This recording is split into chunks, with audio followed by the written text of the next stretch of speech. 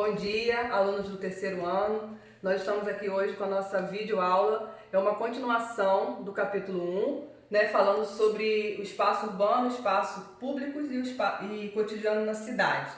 Nós tivemos uma introdução na nossa última aula, que foi dia 11 de março, a nossa última aula antes da paralisação. Nós falamos sobre o espaço rural. E hoje nós iremos falar algumas características básicas de uma zona urbana, que são edificações contínuas, habitações de rede, iluminação, calçada, meio-fio, serviços de saúde, lazer, educação, entre outros. Sendo assim, a população urbana tem mais facilidade de acesso a hospitais, tratamentos de esgoto, água encanada e lazer. Ela tem mais acesso, mas isso não quer dizer que na população rural não exista hospital e escola. O acesso melhor é na população urbana.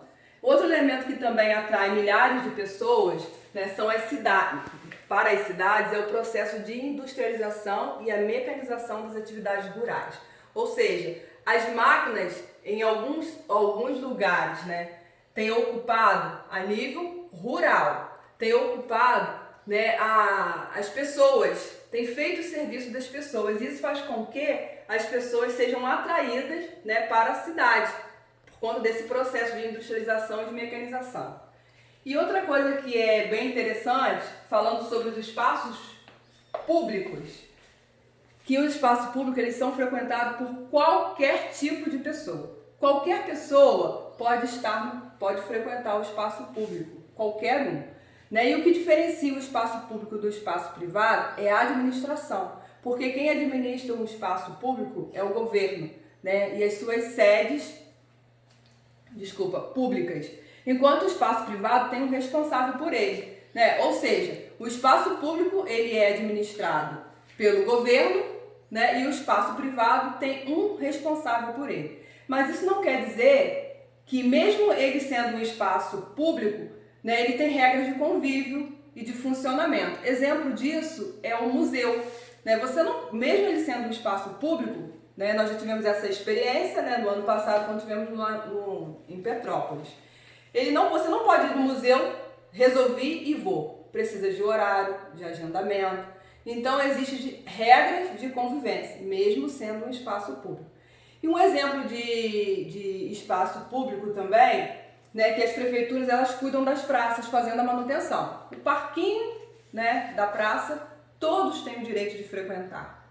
É um espaço público. E que a prefeitura ela faz a manutenção dos bancos, dos jardins. E agora eu queria falar com vocês também sobre o cotidiano da cidade. Lembra que nós tivemos na aula do dia 11, nós falamos um pouco sobre o cotidiano do campo. E foi falado sobre a rotina da Bruna. A rotina da Bruna diz que ela acorda, está na página, pessoal, na página 242, cotidiano do campo, foi da aula 11 do 3. Agora nós vamos falar sobre o cotidiano da cidade. Na verdade eu quero fazer com você um paralelo, do cotidiano da cidade e o cotidiano do campo.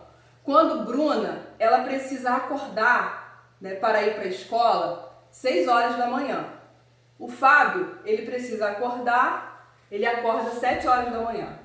A Bruna, do cotidiano do campo, ela vai para a escola, ela faz uma caminhada até a escola. Já o Fábio, ele vai de van escolar, transporte escolar. Quando chega na escola, eles têm assim, a sua rotina escolar é muito semelhante, é muito parecida, tanto da Bruna quanto do Fábio. Mas, ao retornar, Bruna precisa retornar para a sua casa, Bruna precisa novamente fazer uma caminhada. E o Fábio, ele volta de transporte escolar. Bruna vai para casa, almoçar com a sua família, e o Fábio, ele vai para o restaurante almoçar com a sua mãe. Bruna, à tarde, faz as atividades de casa, deveres domésticos com a sua família, e o Fábio, ele faz atividade de casa, escolar. E no final ele vai para a aula de natação. Fábio se encontra novamente com a sua família 20 horas.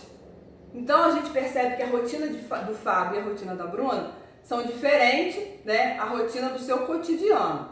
Porque Fábio só vai encontrar com a sua família 20 horas. Ou seja, a Bruna passa o maior tempo da parte em casa com a sua família.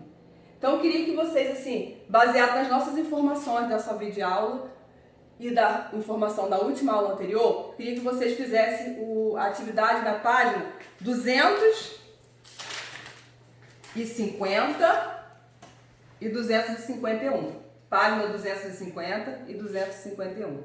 Pessoal, essa foi a nossa videoaula de hoje. Deus abençoe vocês. Qualquer dúvida, pode estar me procurando, né? Qualquer dúvida, mas faça com atenção, porque essa é uma atividade avaliativa.